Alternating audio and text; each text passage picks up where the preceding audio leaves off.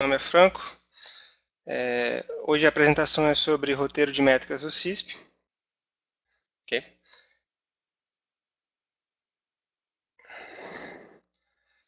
Algumas orientações iniciais sobre a apresentação. Peço que deem preferência ao uso de conexão banda larga. Okay. Se necessário, ajuste o idioma da ferramenta e do Click Meeting. O evento vai ter 45 minutos de apresentação e 15 minutos finais para perguntas ou qualquer dúvida que vocês tenham. Você pode mandar suas perguntas por esse chat ao longo da apresentação e no final eu vou respondendo todas. Para quem tem certificação PMP, o evento vale 1 PDU. Okay? E a apresentação vai ser gravada e o vídeo vai ser publicado posteriormente no site, nas redes sociais. Okay? Vai estar lá no YouTube o vídeo.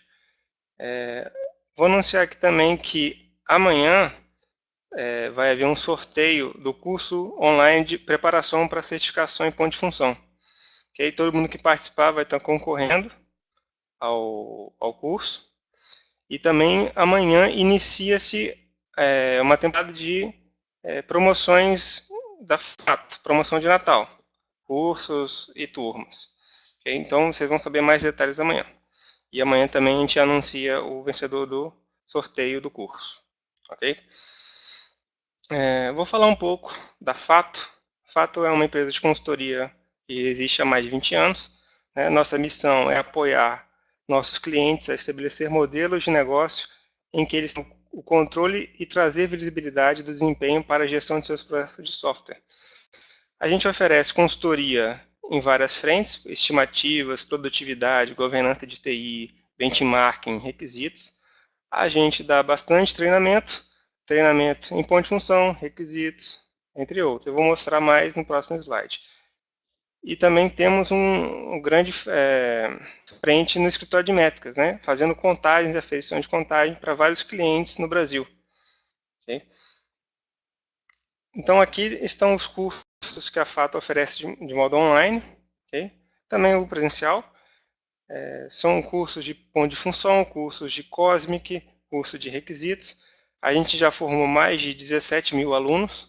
Okay? Temos o livro mais vendido de análise de ponto de função do Brasil. Okay? Temos também um livro de engenharia de requisitos. A FATO também formou 25% dos certificados em ponto de função do Brasil. Um pouco sobre mim. Meu nome é Franco De Biasi Carreira. Eu sou analista de métricas de software certificado em ponto de função com mais de 4 anos na área. Faço parte do escritório de métricas da FATO, fazendo contagens, aferições de contagens para diversos clientes, tanto privados quanto públicos. Tenho bastante experiência com ponto de função e também com o roteiro de métrica do CISP, que eu vou apresentar. Sou certificado também na métrica Cosmic e em engenharia de requisitos pelo IREB. Meus contatos estão aí, se quiserem mandar dúvidas. Vou deixar eles também no final da apresentação, então não precisa copiar agora. Então a gente vai falar aqui sobre o roteiro de métricas do CISP. Okay? Eu vou começar falando o que é o roteiro, o objetivo dele, a motivação dele existir. Vou detalhar os itens de medição do roteiro, que é o principal assunto. Vou concluir com algumas considerações e vou abrir para perguntas e dúvidas.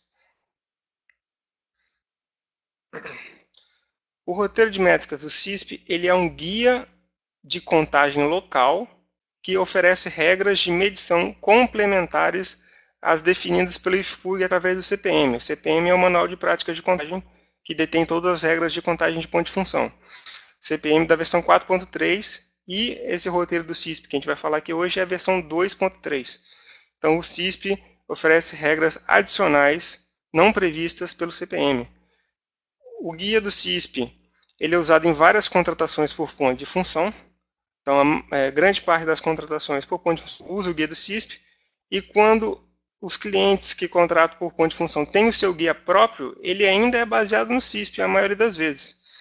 Ou, se não é baseado, também tem como complemento o guia do CISP. Então, é muito importante que, para contar ponto de função em contratos no Brasil, a gente entenda o que o guia do CISP diz para a gente. O guia do CISP ele vai ter aqui orientações para a gente contar manutenções funcionais utilizando deflatores, né, redutores do ponto de função. A gente vai poder contabilizar serviços, que não necessariamente são funções desenvolvidas para o sistema, e também pontuar alguns itens não mensuráveis, itens que não, tecnicamente, não têm ponto de função. O CISP ele tem uma motivação com base em alguns órgãos no TCU. Okay? Um deles recomenda que a técnica de ponto de função seja feita sem ajustes pelas características da aplicação, aqueles pontos de função não ajustados.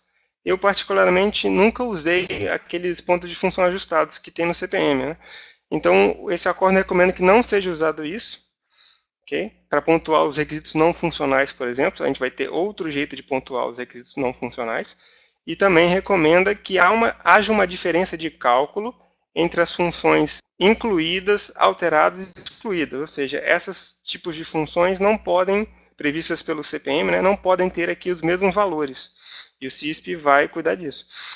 Outros acórdãos aqui dizem que o manual de prática de contagem não deveria ser o único material fonte para as regras de ponto de função nas contratações, né? Por isso a gente vai ter o roteiro do BISP também, e que também existam fórmulas de cálculo para os pontos de função que consigam separar as fases do desenvolvimento.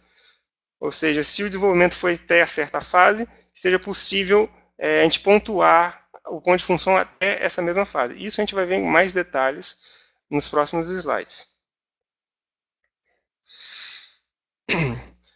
Uma coisa importante também do roteiro de métricas do CISP é que ele esclarece que nem todos os projetos de software estão relacionados com projetos de desenvolvimento ou de melhoria. Não são esses todos os projetos. E essa é uma realidade que o CPM tecnicamente não aborda. E o CISP quer tentar oferecer essas regras para a gente possa abordar outros tipos de manutenção, como em requisitos não funcionais, por exemplo, como manutenção corretiva, adaptativa, manutenção interface, apuração especial em base de dados. Então, o guia do CISP vai ter várias cláusulas para a gente poder medir esses tipos de manutenções. Uma coisa importante que eu já queria falar é que quando você vai fazer, por exemplo, uma manutenção de requisitos funcionais, você não deve contar adicionalmente os requisitos não funcionais conforme o CISP oferece as regras. Okay? Se você está contando uma manutenção funcional, ela é tudo que você vai contar.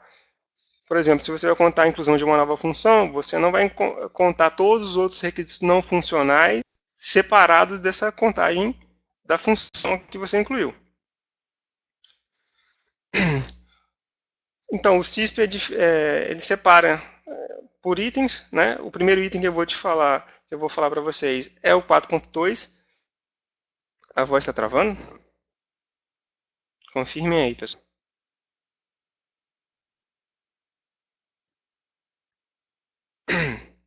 Tá, eu vou ver uma solução aqui.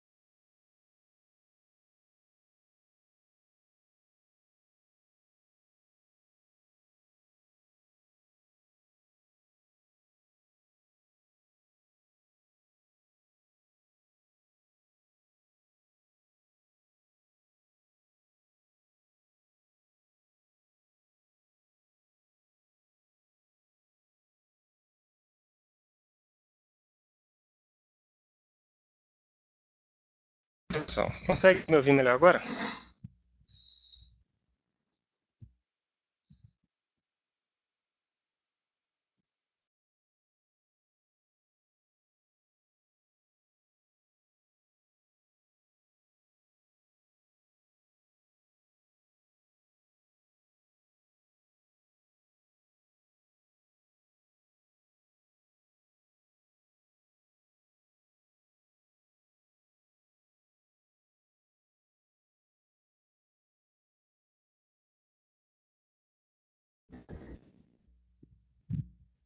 Estão me ouvindo?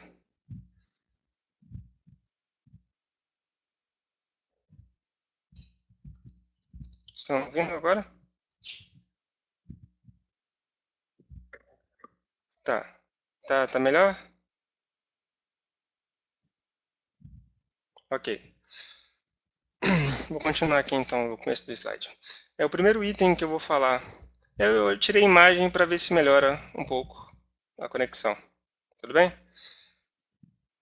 O primeiro item que eu vou falar para vocês do CISP é o item 4.2, que é o projeto de melhoria.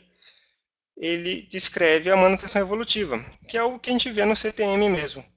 Ok? São as funcionalidades incluídas, alteradas ou excluídas. Certo? Isso já está lá no próprio CPM. O que o CISP vai oferecer são alguns deflatores para esses itens. Por exemplo, a gente vê na fórmula aqui, a funcionalidade incluída, você soma ela a funcionalidade alterada, que é multiplicada por um fator de impacto. Okay? Então, a funcionalidade alterada vai ter um deflator associado a ela. E a funcionalidade excluída vai ter um deflator de 30%. Okay? Esse fator de impacto varia de 50% a 90%. A gente vai ver isso melhor no próximo slide, no exemplo.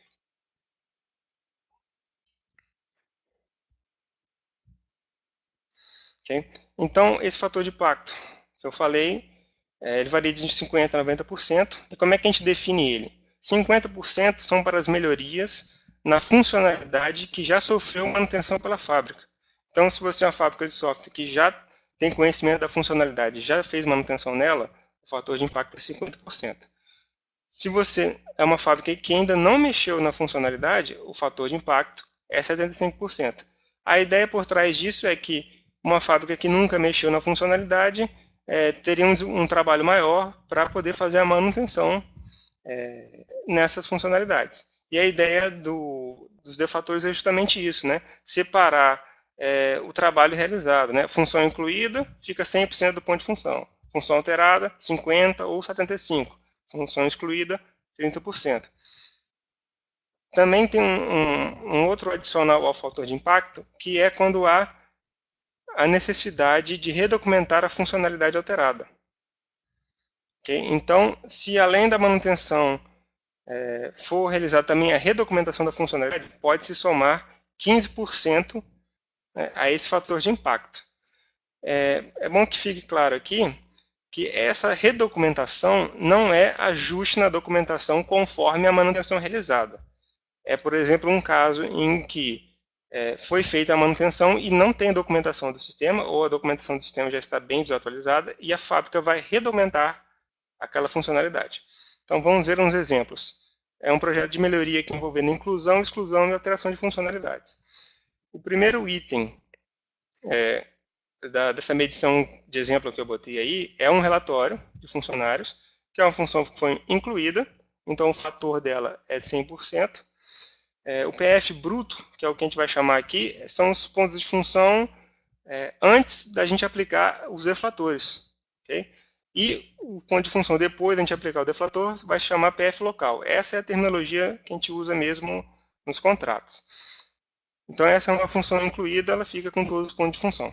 Agora, na segunda linha, temos uma função excluída. Então, ela vai ter um deflator de 30%. Antes, que era 4 pontos de função, na medição da exclusão dessa função, ela vai passar a valer 1.2 ponto de função local. Conseguiram entender? Aí, a gente vai seguir com esse tipo de exemplo o resto do webinar inteiro. Eu vou botar nessa tabelinha com o fator, o PF bruto e o PF local, após a melhoria que a gente realizou. Então, nas últimas 3 linhas, a gente tem 3 manutenções funcionais, cada um com um fator de impacto diferente. Uma de 50%, onde a fábrica já fez a atualização antes daquela funcionalidade. Uma abaixo de 75%, onde a fábrica ainda nunca tinha mexido naquela função. E abaixo uma de 90%, onde a fábrica também nunca tinha mexido na função, só que, inclusive, ela teve que redocumentar a função toda. Okay? E os valores ali são de acordo com esses fatores. Para simplificar os exemplos, eu atribuí para todas as contagens o valor bruto de 4 pontos de função. Então, é bom que a gente já vai até acostumar à porcentagem com o PF local que está dando.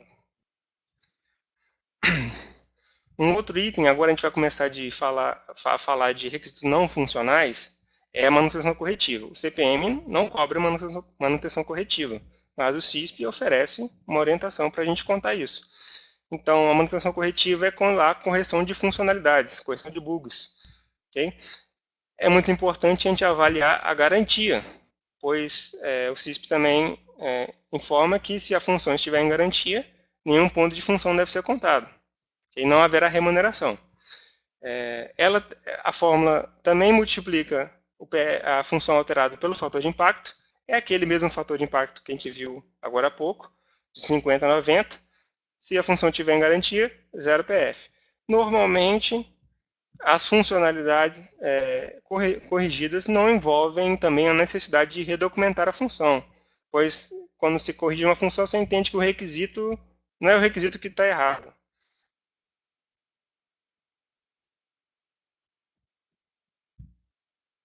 Voltou a travar?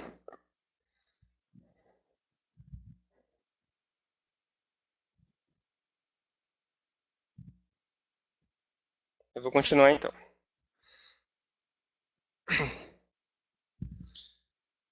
Então, um exemplo aqui de manutenção corretiva. Um relatório de funcionários, foi reportado que um relatório de funcionários não está apresentando erro no cálculo de valores estatísticos. Okay? Então, tinha uma função que está apresentando erro. E aí eu conto a função, o tipo dela, o tipo de manutenção, aplicando um fator de 50%. Ou seja, vai de 4 para 2 pontos de função.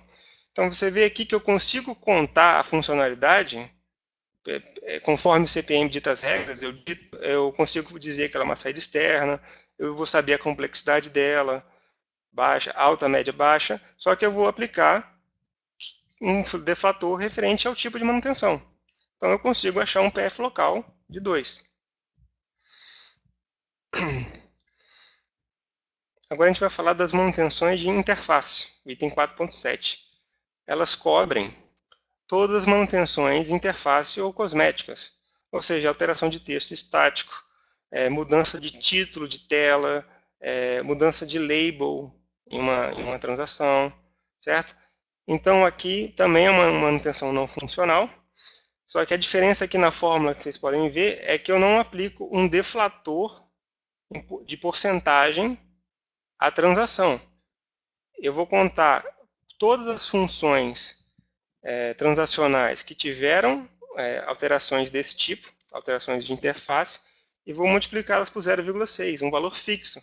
Cada funcionalidade com manutenção em interface vai valer 0,6 ponto de função. Vendo aqui um exemplo, uma funcionalidade de incluir funcionário precisa ter seu título alterado de cadastrar para incluir. Uma coisa bem simples, né? Então eu conto lá a transação, só que o PF local vai ser 0,6. Isso é uma atribuição fixa, né? Não é uma porcentagem em cima do PF bruto. Todas as manutenções de interface vão ser 0,6, segundo o CISP.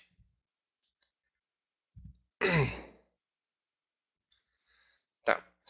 O item seguinte é adaptação e funcionalidades sem alteração de requisitos funcionais. A gente começou falando sobre projetos de melhoria, que são alterações funcionais. Falou sobre outras alterações funcionais, como corretiva e de interface. Agora, a gente vai falar os outros tipos de manutenção, okay? Que não são corretiva ou não são de interface, ou outros que o CISP cobra. Esse item aqui é um dos mais usados nas nossas contagens quando há manutenção em requisitos não funcionais.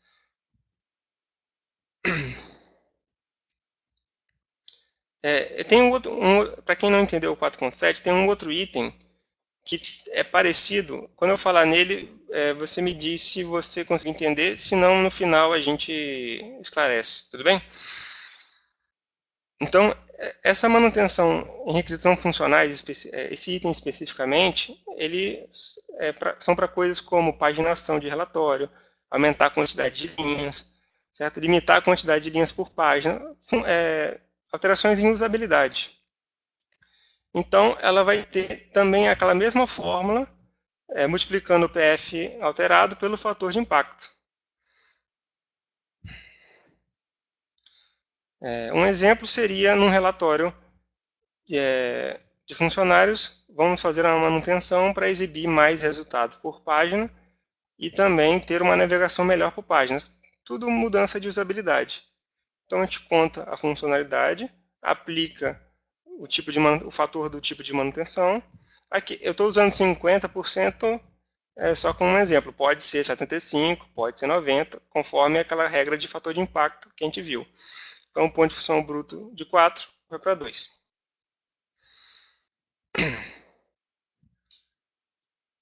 A questão de teve uma dúvida aí sobre criptografia. A questão de criptografia em login, se eu não me engano, no CPM ela descreve isso como requisito funcional.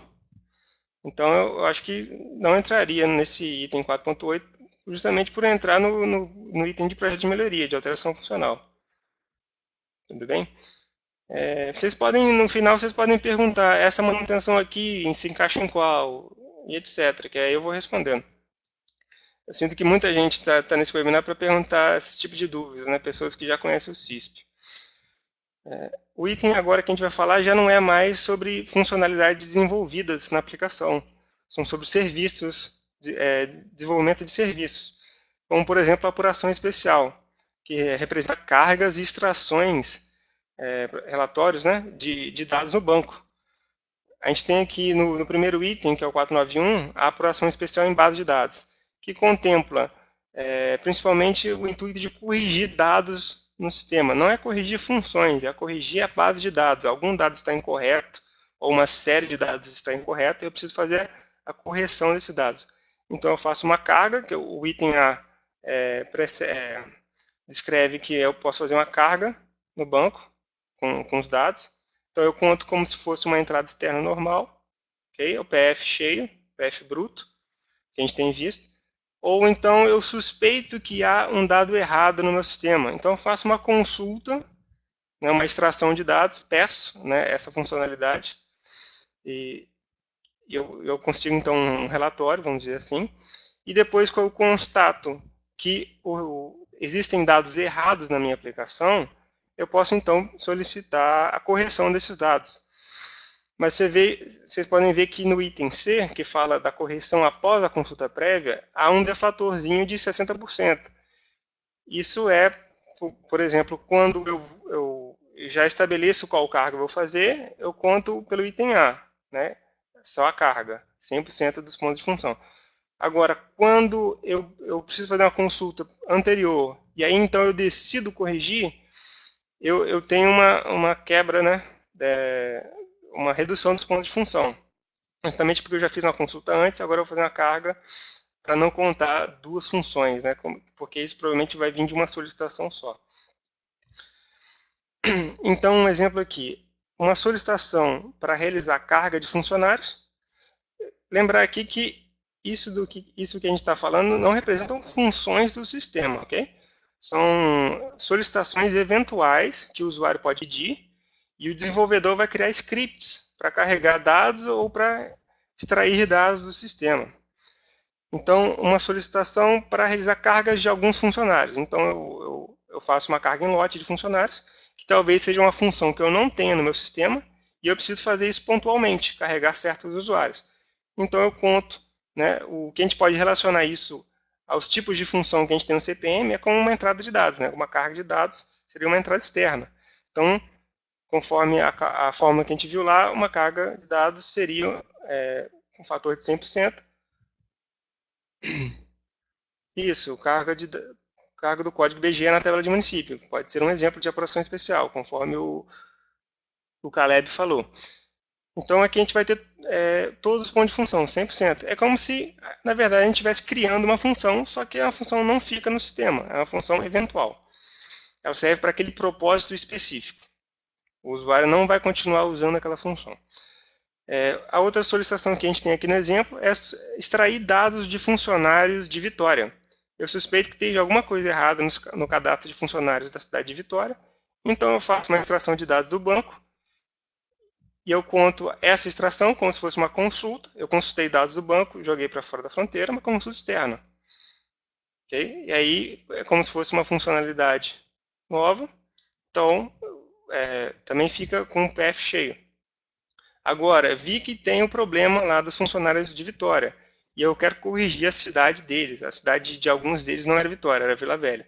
Então, conforme essa consulta prévia que eu fiz, eu realizei uma carga para corrigir as cidades dos funcionários. Então, aí eu aplico aquele deflator do item C que eu mostrei, de 60%.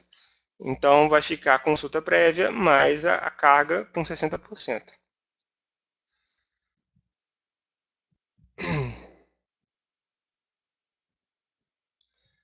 Então, não. A ideia aqui é que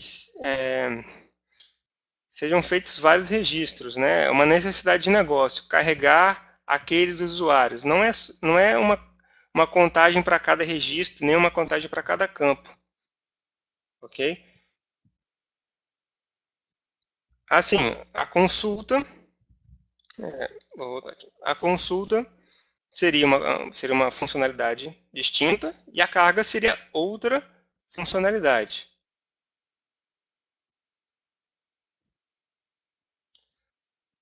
Como o Gustavo perguntou sobre os ciclos,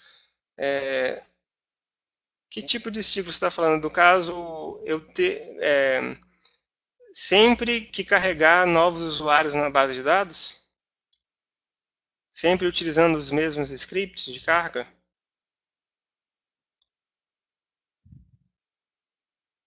Seria isso, Gustavo? Tá, esse ponto tem até um item específico para ele no guia, a gente vai falar logo após o ponto seguinte. Isso, a gente vai falar dele. Só passando aqui rapidinho, então, o outro item sobre apuração especial é a geração de relatórios. Ele é basicamente a mesma coisa que a consulta prévia que a gente viu, só que aqui a intenção é, de fato, gerar relatórios, né? Quero os relatórios de todos os funcionários. Então, eu faço uma apuração especial de extração de dados para me gerar esse relatório. Lembrando que esse relatório, apesar de ser... talvez o usuário não consiga fazer pelo sistema, então é uma apuração especial. Essa funcionalidade de gerar relatório, ela não faz parte do sistema. Ela foi uma solicitação eventual. Ela também tem que manter o PF bruto. Um exemplo aqui que a gente vai ver. Solicitação de um relatório dos funcionários admitidos do ano de 2017. Okay? Então, eu faço um relatório específico para os funcionários de 2017, porque meu gestor quis, meu usuário quis. Okay? Então, eu produzi esse relatório, PF local igual PF bruto, uma consulta externa normal. Agora, o ponto que o Gustavo estava falando, a apuração especial, reexecução, o item 493. Esse item cobre a execução de uma apuração especial já realizada. O cliente, a contratada, quando solicita uma apuração especial, ela pode exigir que seja mantido o script usado para fazer aquela apuração especial. Para, no futuro, quando ela pedir uma carga, uma nova carga, por exemplo, no sistema, que tem apenas parâmetros diferentes, mas consigo utilizar o mesmo script, eu não vou contar a carga igual eu contei antes. Eu vou contar apenas uma reexecução, né, dessa carga, que tem um deflator aqui de 10%. Okay? Vamos ver uns exemplos. Solicitação para realizar carga de novos funcionários é a mesma que a gente pontuou antes, né, carregar novos funcionários em lote. Eu tive essa necessidade de novo, como eu mantive o script, como o script já existia, só mudei o parâmetro, né, botei outra planilha de fonte de dados, né, o script já consegue ler aquela planilha, é só uma reexecução de um script. Então, cada reexecução na contagem, perguntou o Caleb, Não, aqui a gente vai considerar um projeto. O projeto, uma melhoria, no caso, pediu uma execução daquele script. Caso no mesmo projeto tenha que carregar mais funcionários, eu vejo que não deve ser pontuado outra vez, só em outro projeto. Né? E também não é para cada registro novo. Ok? Isso aqui seria a mesma carga que a gente tinha feito antes, só que a gente só refez ela com outros registros.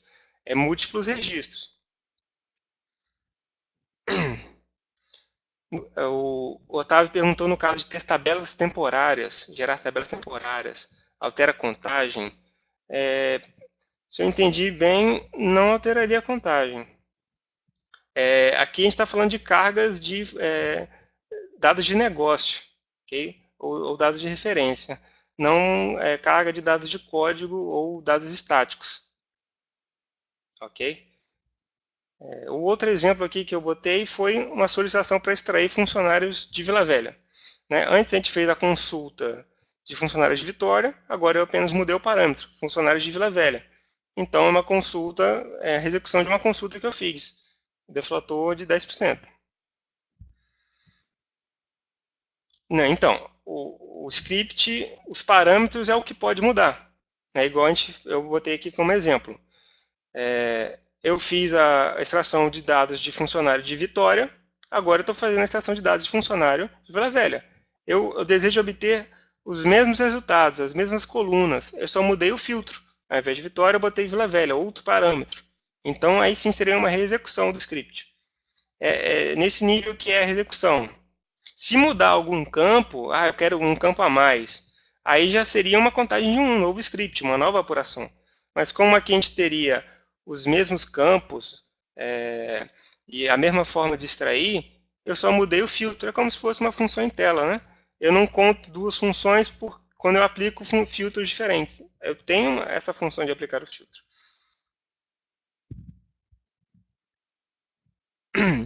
Se eu fizesse agora para funcionários do Rio de Janeiro, conforme perguntou o Gustavo, seria mais 0,4 se isso fosse um outro projeto. Porque nesse projeto eu simplesmente poderia fazer uma extração de Vila Velha e Rio de Janeiro.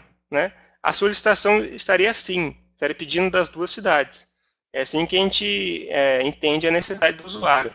Ele pediu extração dessas duas cidades. Então, é uma contagem só para a extração das duas cidades. Caso futuramente ele peça, depois de pedir de Vila Velha, ele peça a extração de Rio de Janeiro, então seria outra execução de script que a gente ia contar, mais 0,4 pontos de função. O Felipe perguntou se mandarem duas planilhas para executar, contaria duas vezes. Eu acho que foi o que eu falei aqui agora. Né? Se uma solicitação é para gerar duas planilhas, eu não vejo por que contar duas vezes. Né? É uma solicitação só, eu quero desse e desse. Né? Agora, se num momento futuro eu quero outra extração, ou que a extração que eu pedi não me satisfez, quero de outra cidade também, aí seria outra execução. Mas é importante a gente entender que no mesmo projeto a gente não poderia contar o script duas vezes.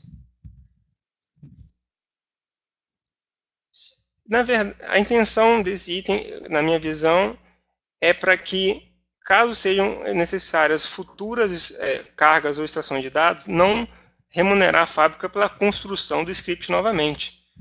Okay? Então, é um jeito de diminuir a contagem nesse aspecto. Mas também, se isso for muito frequente, vai acumulando ponto de função de execução. Então, é uma tentativa de equilibrar para os dois lados, para o cliente e para a fábrica. Certo? Eu vou seguir com o próximo item, mas podem ir deixando as dúvidas aí que eu deixo para o final, senão pode não dar tempo. Eu estou respondendo as dúvidas agora. Um item também que tem a ver com a apuração especial é o item 4.10, a atualização de dados. Esse aqui, acho que até alguns de vocês já começaram a dar exemplos, é uma questão mais simples que a apuração especial. Não pode envolver com procedimento complexo. A necessidade aqui é apenas corrigir um único dado, né? Um único registro, um único campo. Ou então até excluir um registro só. Por isso vocês vão ver aqui que o deflator dele é de 10%. É tão baixo quanto da execução. Então, se pedirem para o desenvolvedor mudar algum registro de algum dado na tabela, seria, nesse caso, mudar um único registro. Eu não estou produzindo uma carga de dados, um lote, nem fazendo um relatório. Eu estou fazendo uma coisa mais simples. Vamos ver uns exemplos aqui. Solicitação para corrigir a data de nascimento de um funcionário. E uma outra aqui, excluir o funcionário franco carreira. Então, eu vou fazer uma atualização pontual, né, quase como uma correção também de dados, em um único registro, que é a minha data de nascimento. Okay? Eu vou lá em um registro só e corrijo isso. E aí eu conto com um defator de 10%. E também eu vou excluir um registro inteiro, que também se encaixa nesse item, 10%, 0,4%. Aqui o que vocês vêm perguntando, se eu precisasse alterar a data de nascimento de 2 funcionários, então eu entendo que deveria ser contado 2 vezes essa atualização de dados, conforme esse item do 4.10. Se começar a ficar um pouco mais complexo, né, eu quero alterar a data de vários funcionários, aí seria melhor eu voltar para o item de apuração especial, né, que seria uma coisa mais complexa. Então, aqui, se por exemplo pedir mudar a data de 2, eu conto duas atualizações de dados dessa. O Wesley perguntou o exemplo que ele deu do código IBGE, de carregar os códigos IBGE para os municípios, seria compatível com 4.10. Eu imagino que você queira carregar o código IBGE de todos os municípios, né, inúmeros municípios. E você teria até uma tabela de quais são esses códigos, né? Então já teria um trabalho de gestão envolvido. Então, acho que pode se classificar como item 4.9. 4.10 seria, você identificou lá que um dos registros não está com o código IBGE, algum município não está, você sabe qual que é e você pede lá para criar um script para mudar apenas aquele registro. Seria essa analogia melhor para esse item do 4.10. Entendeu, Wesley?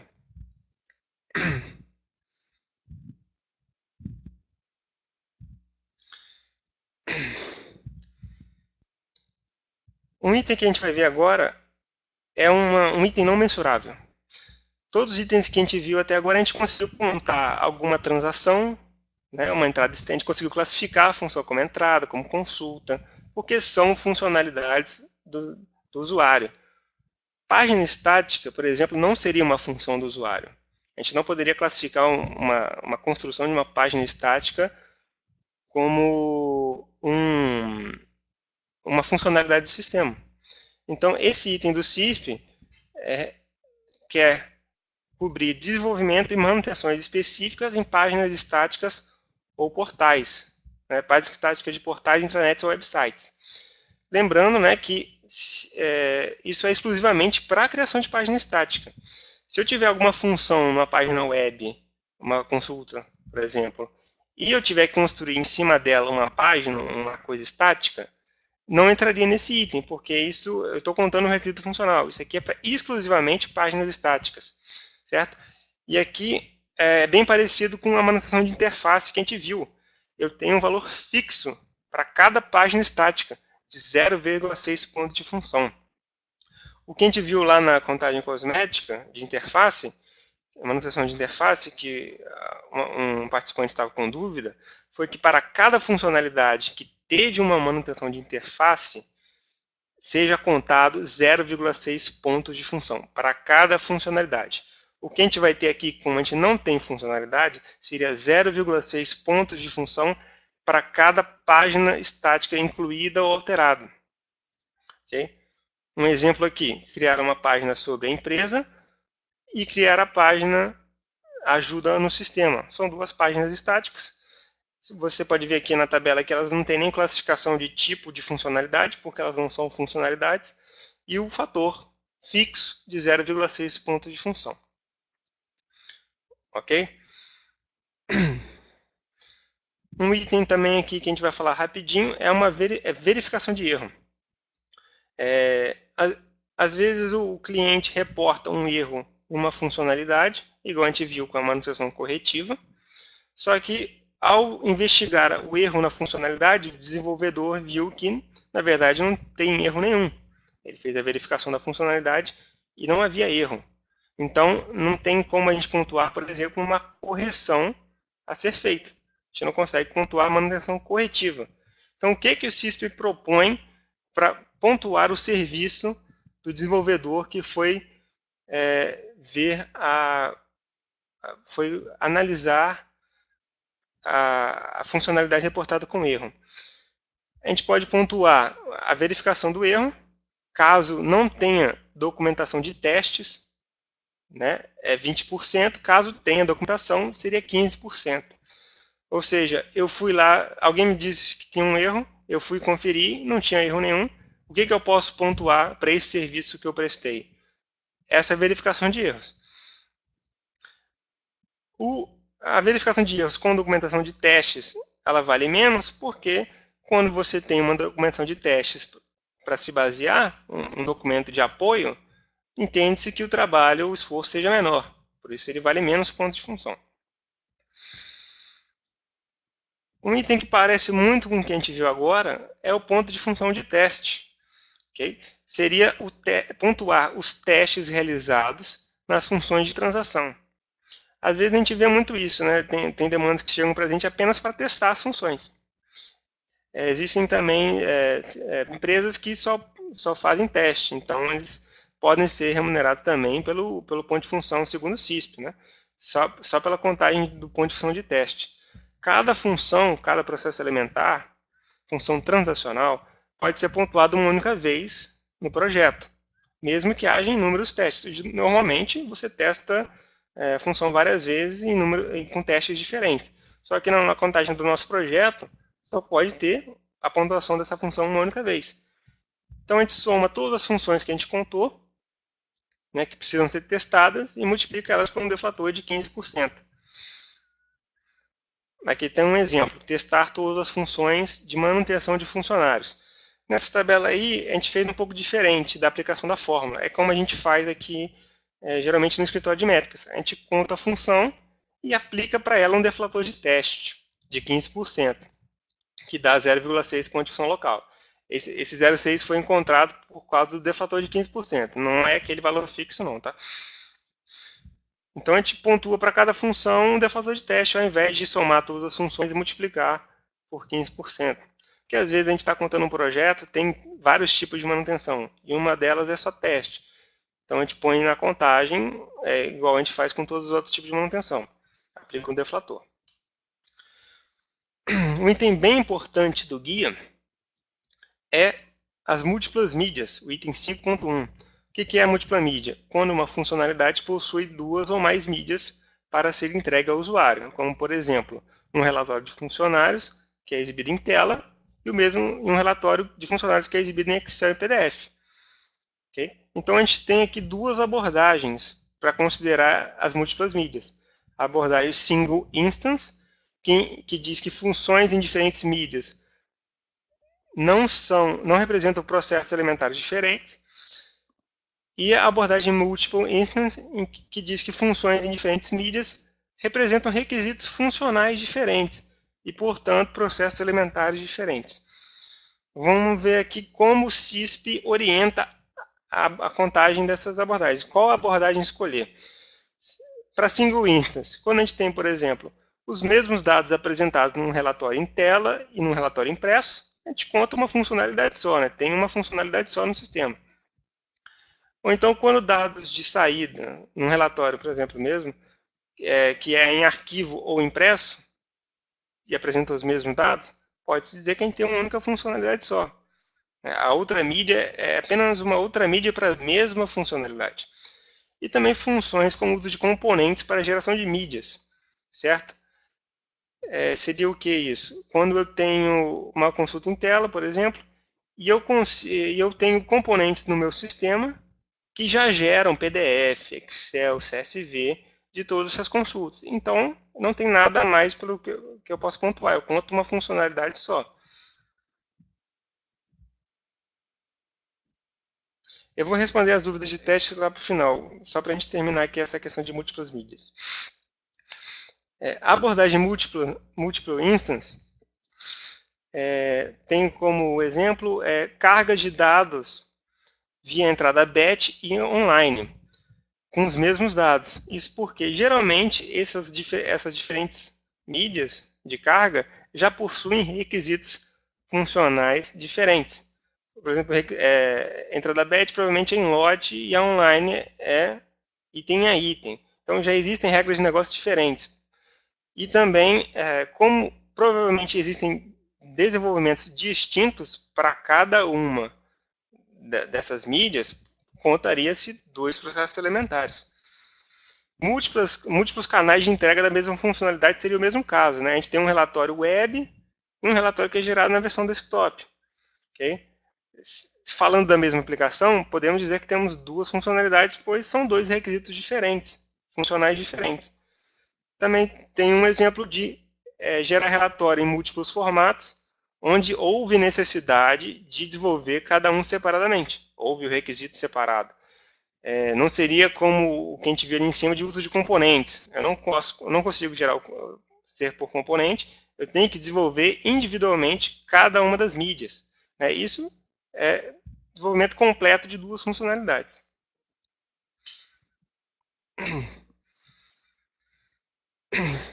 Agora a gente vai falar sobre a distribuição de esforço por fase do projeto. Lembra quando a gente falou de uns acórdons que é recomendável que seja possível separar, né, as fases do desenvolvimento para a gente conseguir contar apenas alguma dessas fases ou um acúmulo dessas fases? Então, é isso que esse item busca trazer uma solução. Eu tenho aqui a tabela de macroatividades, né, a tabela de fases do projeto, com porcentagens do esforço relativo a cada fase. Essa porcentagem é definida pelo CISP. O cliente ou a contratada pode chegar em outros valores aqui, com base na sua em relação à sua base histórica própria. Então, por exemplo, aqui a gente tem 25% para engenharia de requisitos, 15% para teste. Lembra que na nossa contagem de teste era multiplicado por 15%? Então, tem a ver com esse valor também. Homologação de 5%, implantação de 5%. Como é que a gente faz a contagem disso? Por exemplo, um projeto, uma função nova que eu fiz de excluir funcionário, só foi até a fase de implementação. Eu consigo contar até essa fase somente? Consigo. Eu vou fazer a contagem aqui da inclusão dessa função, que é o fator 100%, okay? Não há deflator para inclusão de funções, só que eu vou aplicar um outro deflator, que é para a fase em que ela parou. Ela parou na fase de teste. Se a gente voltar para a tabela, a gente vai ver que se você somar todas as fases até o teste, vai dar 75%, não incluindo o teste, até o teste. Vai ser 75% do projeto. Então eu aplico aqui a fase. É que eu botei fase final e implementação, porque a próxima seria a fase de teste. Então 75% foi a total de fases que a funcionalidade foi implementada. Eu aplico isso e o meu PF local fica 3 pontos de função. Um outro exemplo aqui, mais complexo um pouquinho, é uma alteração de uma funcionalidade que a gente só foi até a fase de homologação, 95% do projeto. Então, eu aplicaria esse 95% em cima dos 50%. Se vocês lembram, 50% dos 4 pontos de função seria 2, mas como é apenas 95% desses pontos de função que foram implementados, eu fico apenas com 1,9 pontos de função. Esse é um caso mais complexo.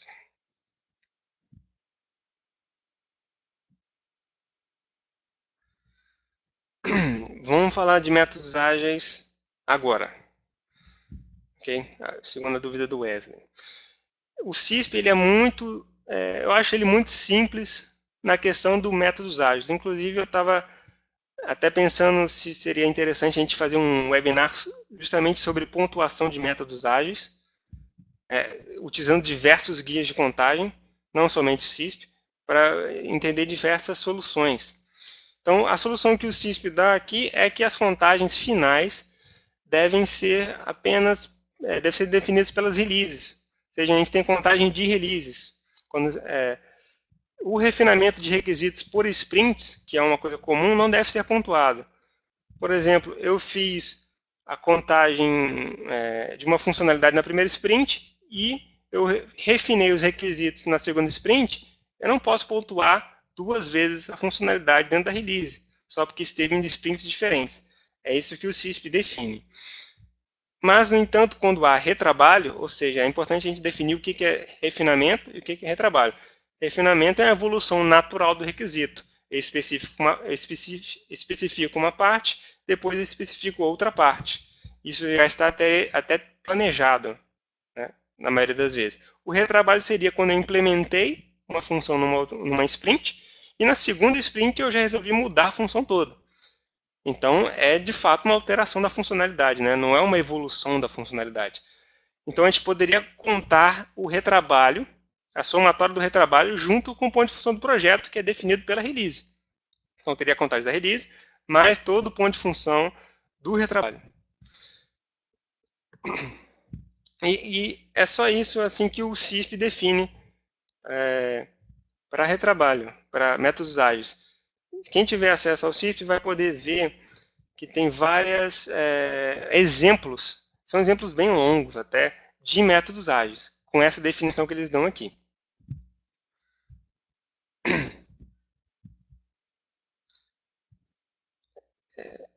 O Otávio teve uma dúvida que se para métodos ágeis também tem o caso de 2 ou 3 contagens, iniciativa detalhada, indicativa, estimativa ou detalhada, né? Eu já vi, sim, eu vejo bastante isso. A gente faz a contagem estimada, indicativa a gente não faz muito. Não é comum a gente fazer a contagem indicativa. A gente faz a contagem estimada da release inteira e, às vezes, até a gente faz a contagem sprint por sprint. Mas só que no final a gente sabe que a gente vai ter a contagem detalhada da release por inteiro. Okay? Então, geralmente a gente estima toda a release e conforme as sprints vão sendo entregues, a gente conta cada sprint. No final da release a gente junta todas as funcionalidades, sem repetir as funções que estão em comum entre várias sprints, devido a refinamento de requisitos, e entrega a release da contagem detalhada. E se houver retrabalho conforme eu defini aqui, conforme o CISP define, a gente conta o retrabalho adicional.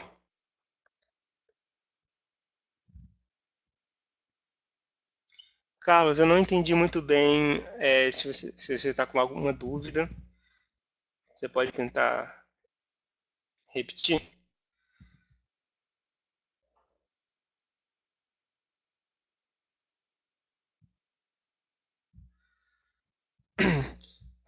Vamos chegar aqui à conclusão. Então, a gente viu que o roteiro de métrica do CISP oferece regras para medição de requisitos não funcionais, manutenções corretivas, adaptativas, cosméticas, também formas de medição para serviços não relacionados à manutenção de funções, como apuração especial, testes, verificação de erros, páginas estáticas. Os parâmetros definidos pelo CISP podem ser ajustados conforme a base histórica do contratante.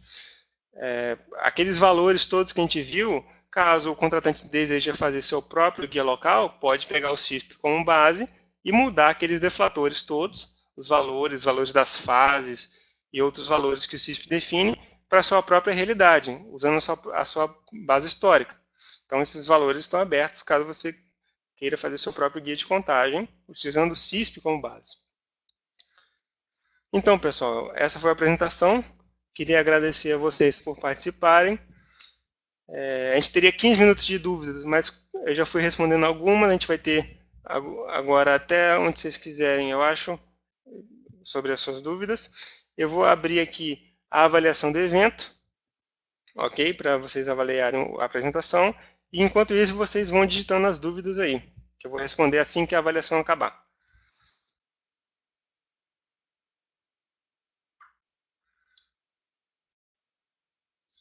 Me confirme aí se vocês estão vendo a avaliação da apresentação. Tá. Eu vou dar um tempinho para responderem.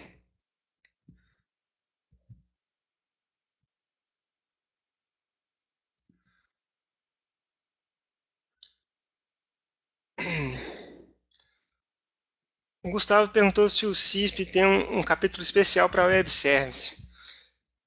Não tem. O Web Service seria... Acho que não precisaria de um item específico para Web Service, porque a gente consegue medir o Web Service através das regras do CPM. Né? O Web Service seria uma função como qualquer outra. Talvez é uma implementação diferente, uma tecnologia diferente, mas a gente consegue medir normalmente pelo CPM.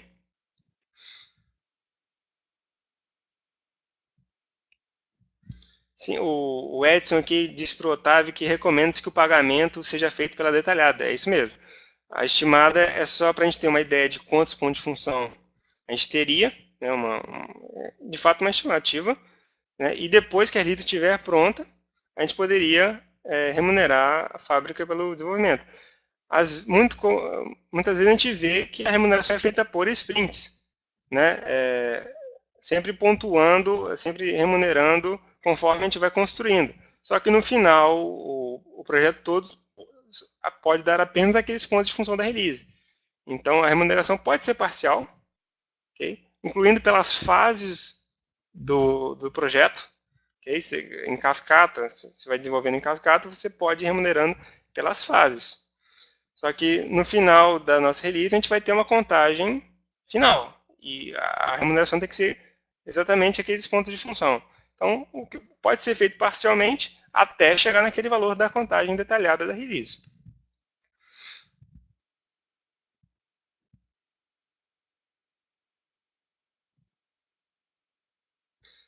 Conforme o Carlos falou aqui, tá certo, a contagem de condição não pode ser influenciada pelo método de desenvolvimento. É isso que a gente está vendo na orientação do CISP para a contagem de métodos ágeis. No fim, tudo que importa vai ser a nossa contagem da release. Não importa se as entregas foram feitas por sprints, se foi remunerado por sprints, no final teremos uma contagem final da release.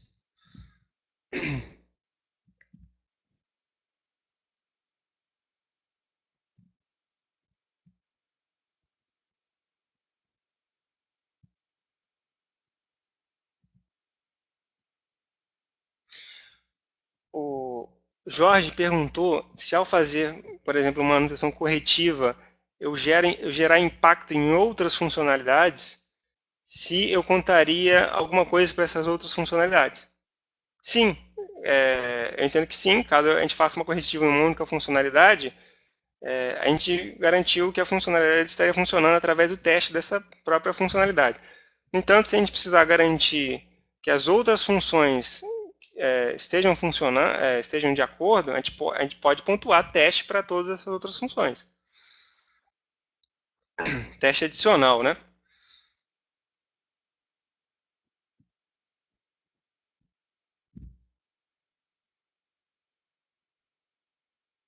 Vocês têm alguma pergunta sobre a distribuição de fases entre os projetos ágeis ou não ágeis?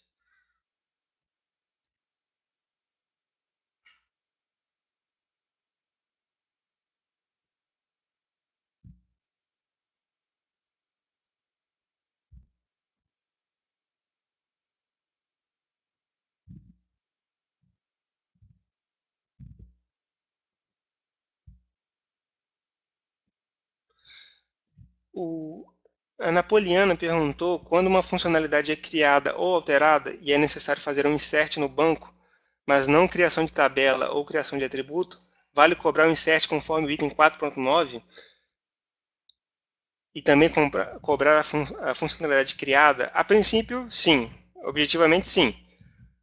No entanto, se você estiver desenvolvendo a função nova de, por exemplo, incluir funcionários, e você deseja carregar uma base de funcionários logo, isso não precisa nem ser classificado como apuração especial, isso já é classificado como conversão de dados, um item do próprio CPM, né, migração de dados. A gente pode pontuar uma carga, né, igual a gente faz com a apuração especial, mas não precisa nem recorrer a esse item do CISP.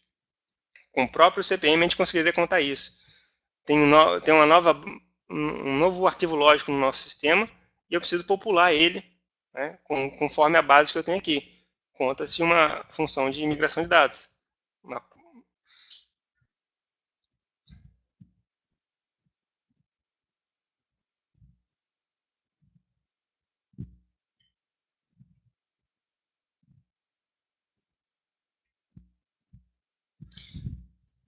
O André Luiz perguntou se o ponto de função de teste já não está incluso quando no projeto de desenvolvimento ou melhoria.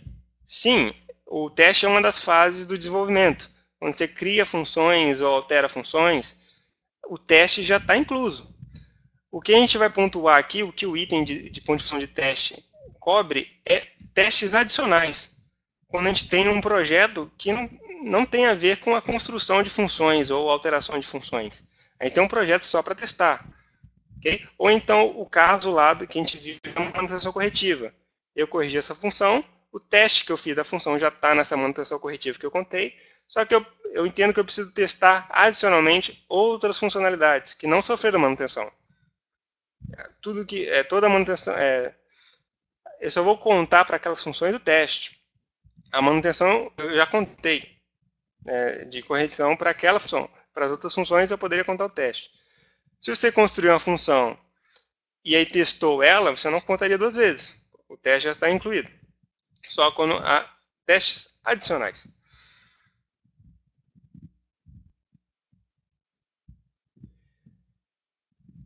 O Glauter perguntou se nas manutenções de interface a gente contaria cada manutenção.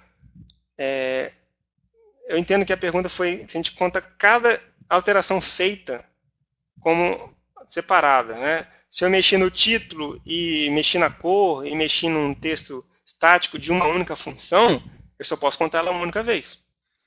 Eu conto no manutenção de interface, eu conto por transações, por processo elementar.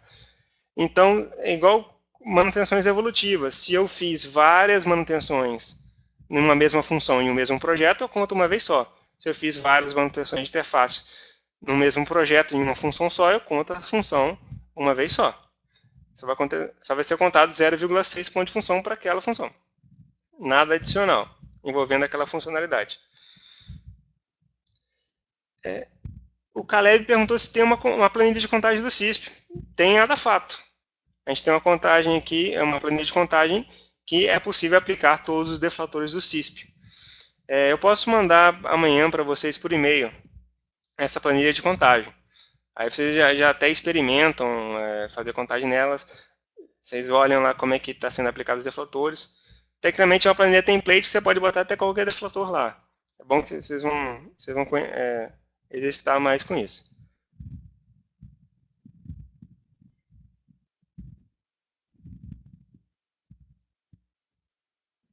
Todo mundo já respondeu a avaliação? Posso fechar aqui a votação, a avaliação?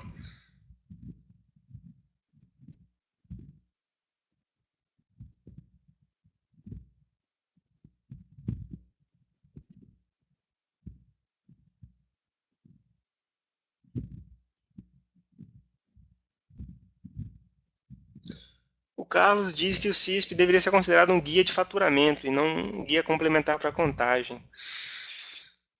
A ideia do CISP é a gente conseguir medir coisas que o CPM não deixa a gente medir.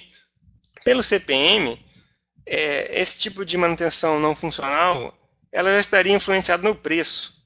Okay? Então, tecnicamente, no preço de ponto de função.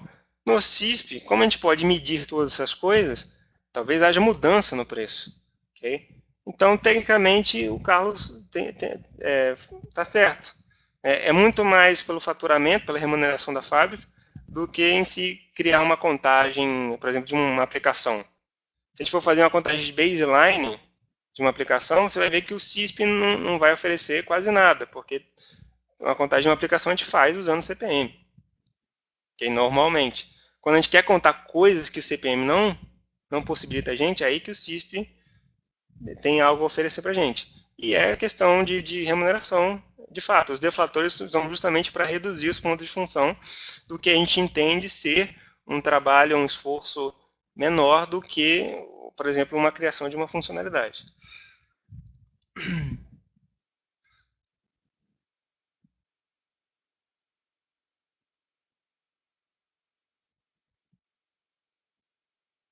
Vocês voltaram para a minha apresentação?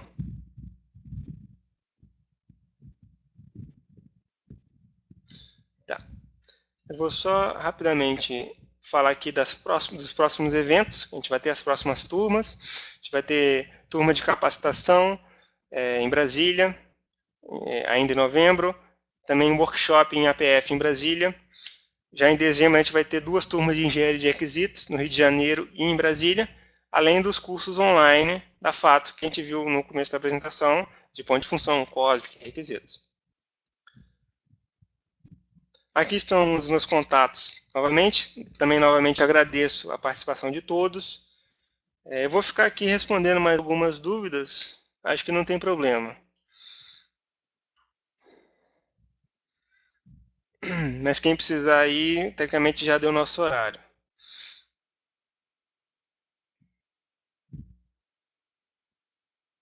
O Thiago perguntou, quando há melhoria e alteração de interface na mesma função, conta-se os PFs alterados mais o PF da manutenção cosmética?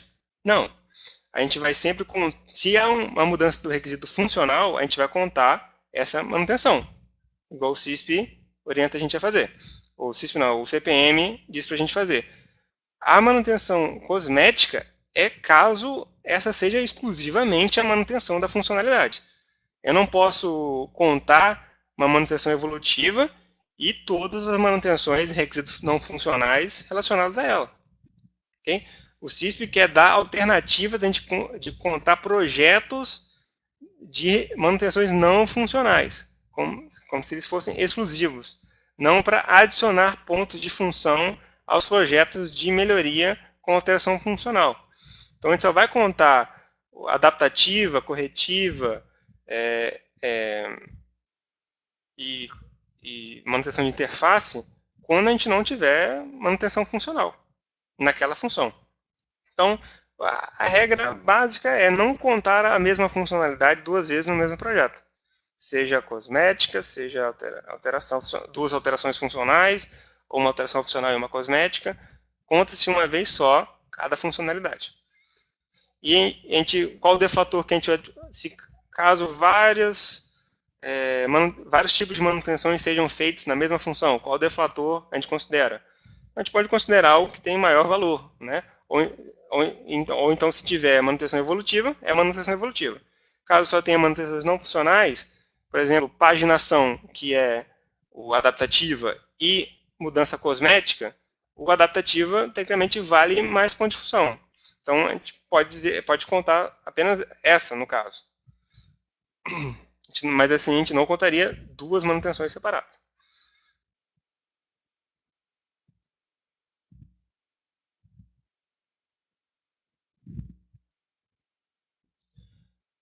Napoliana, eu não entendi a sua pergunta sobre modificação visual para o usuário.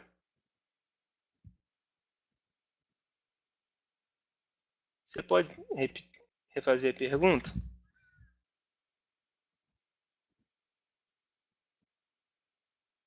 Tá, o William perguntou sobre componentes. Eu vou abrir aqui o CISP e mostrar isso para vocês.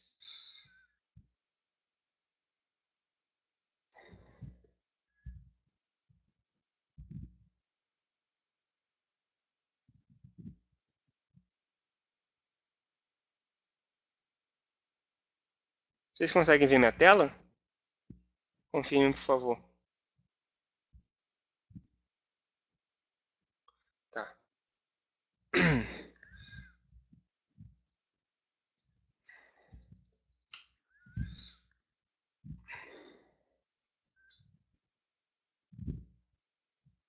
Então, no CISP, a gente tem uma... Só para esclarecer, eu não falei todos os itens do guia, porque senão ficaria muito grande a apresentação. Então, eu falei alguns, os que eu achei mais importantes e os mais comuns, mas a gente também tem aqui itens pertinentes ainda, como o de componente. O objetivo desse item do guia é a gente conseguir pontuar uma parte da funcionalidade, um componente, né? Quando houver uma manutenção em um ponto específico do sistema, que é usado por várias funcionalidades, a gente consiga pontuar isso uma única vez, sem ter que contar todas as funcionalidades que usam aquele componente. Por exemplo, a gente tem cadastro de pessoa, né? Tem que validar o CPF. Talvez eu valide o CPF em várias funções do meu sistema. Através desse item, eu posso contar uma mudança na validação de CPF com uma função específica de validar CPF. Veja que a gente está quebrando aqui as regras de classificação de processo, de identificação de processo elementar do CPM. A gente está dizendo que um componente seria um processo elementar. Seria essa o método de pontuar o componente. A gente separa uma parte da função, que é usada em várias funcionalidades, pontua só aquela parte, e aí então a gente não precisaria pontuar todas as funções impactadas. Isso é bem complexo, porque o objetivo disso é não ter que contar todas as funções, o projeto não ficar muito grande. Se o caso for de que a alteração pode ser cirúrgica naquele item, né? Não precisa ser replicada em todas as funções. Então a gente poderia usar esse item para esse caso. Se for preciso testar todas as funções, porque isso impactou todas, a gente conta o teste adicional de todas as funções. Mas tecnicamente a manutenção funcional, ou não funcional também, seria apenas nessa função de componente. Okay? Mas lembrando que não é um processo elementar de verdade, é só um jeito que a gente tem de pontuar manutenções em conjuntos usados em várias funcionalidades.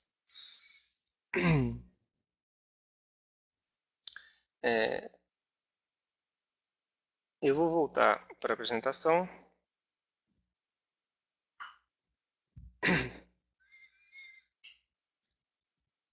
Deixa eu ver se tem mais dúvidas.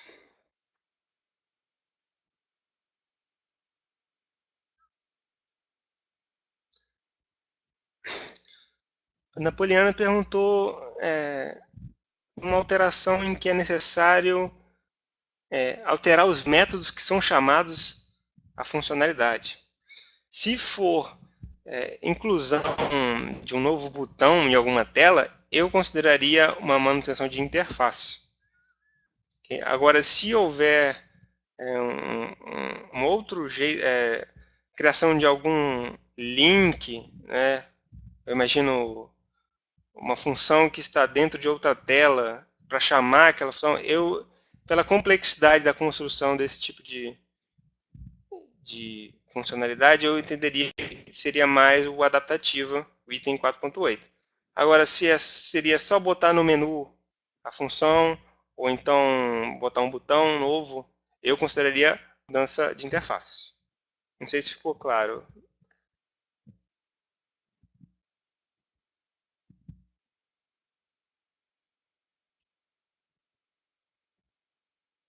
Se uma função, o Frank Lanyon perguntou se uma função for implementada até a fase de homologação e por decisão do contratante não for colocada em produção, ainda assim a contratada receberá apenas 50% do PF. Se você está construindo a função, uma função incluída, então seria 100% do PF multiplicado pelo somatório de todas as fases que forem entregues. Até a homologação é 95%. Então, se a função é nova, só 95% a ser remunerado. Okay? O exemplo que a gente deu foi uma alteração até a homologação. A alteração é 50%, 95% dos 50%. Okay? Então, a gente aplica a fase em cima do deflator de alteração também.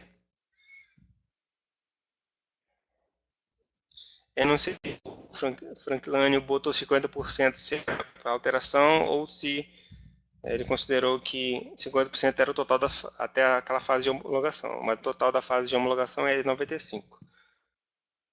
Eu não estou vendo mais nenhuma dúvida. Eu vou encerrar aqui, tudo bem?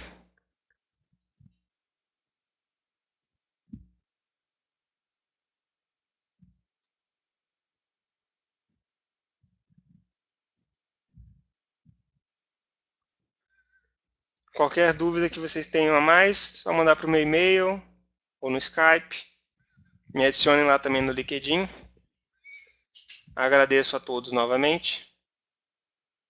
Vocês tiveram, as dúvidas de vocês foram muito interessantes.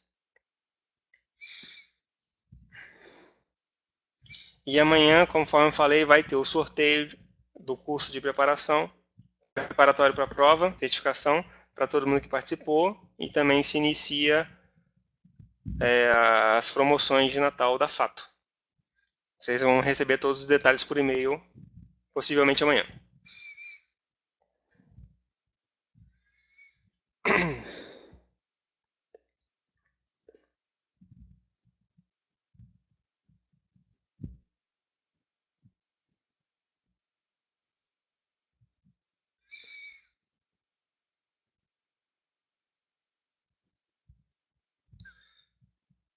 Ok, pessoal, obrigado. Vou encerrar aqui. Até o próximo webinar.